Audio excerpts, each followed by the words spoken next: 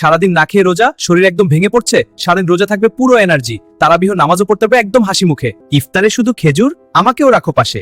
সারাদিন না খেয়ে পেট খালি থাকে, আমি সেই পেটকে আস্তে আস্তে শান্তরি। হ্যালো, তোমার সারাদিন কি ক্লান্তিতে ভরা? তাহলে শোনো, প্রতিদিন শুধু একটা কাজ কর। বিশ্বাস হচ্ছে না? তাহলে পুরো ভিডিওটা দেখো।